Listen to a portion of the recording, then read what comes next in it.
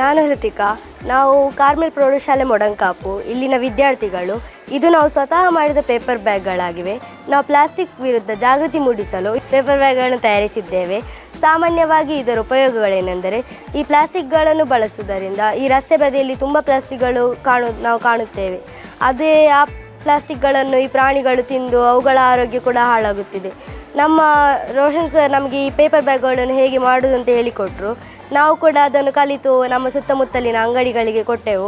ಅವರು ಕೂಡ ಸಂತೋಷದಿಂದ ಪೇಪರ್ ಬ್ಯಾಗ್ಗಳನ್ನು ತೆಗೆದು ಅದನ್ನು ಕೊಟ್ಟರು ಗ್ರಾಹಕರಿಗೆ. ನಾವು ಕೂಡ ಅಲ್ಲೇ ಇದ್ವಿ ಅವರು ತೆಗೊಳ್ಳುವಾಗ.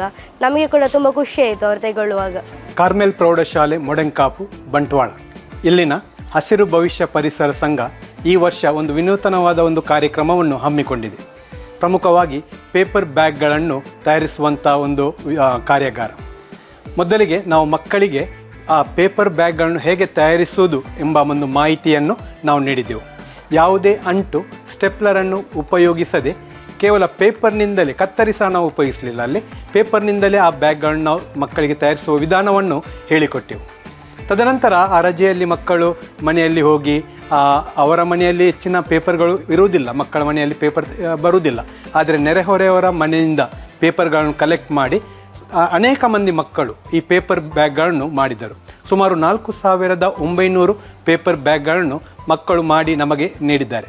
ಈಗ ಈ ಮಕ್ಕಳು ಮಾಡಿದಂಥ ಪೇಪರ್ ಬ್ಯಾಗ್ಗಳನ್ನು ಅದು ನಮ್ಮ ಸುತ್ತಮುತ್ತಲಿನ ಸ್ಥಳೀಯ ವ್ಯಾಪಾರಸ್ಥರಿಗೆ ನೀಡಿ ಪ್ಲಾಸ್ಟಿಕ್ನ ಬದಲು ಈ ಪೇಪರ್ ಬ್ಯಾಗ್ಗಳನ್ನು ಉಪಯೋಗಿಸಿ ಎಂದು ಮನವಿ ಮಾಡಿದ್ದೇವೆ. ಅದಕ್ಕೆ ಸ್ಪಂದಿಸಿದ ಈ ವ್ಯಾಪಾರಸ್ಥರು ಅವರು ವರ್ತಕರಿಗೆ, ಗ್ರಾಹಕರಿಗೆ ಅವರಿಗೆ ಈ ಪ್ಲಾಸ್ಟಿಕ್ ಬ್ಯಾಗಿನ ಬದಲು ಈ ಪೇಪರ್ ಬ್ಯಾಗ್ನಲ್ಲಿ ಈಗ ಈ ವಸ್ತುಗಳನ್ನು ಹಾಕಿಕೊಳ್ಳುವುದನ್ನು ನೋಡುವಾಗ ನಿಜವಾಗೂ ನಾವು ಮಾಡಿದ ಒಂದು ಕಾರ್ಯ ಸಾರ್ಥಕವಂತ ಅನಿಸ್ತದೆ. ನಾನು ಭಗಿನಿ ವೀರಾ SC, ಕಾರ್ಮೆಲ್ ಪ್ರೌಢಶಾಲೆಯ ಮುಖ್ಯ ಶಿಕ್ಷಕಿ.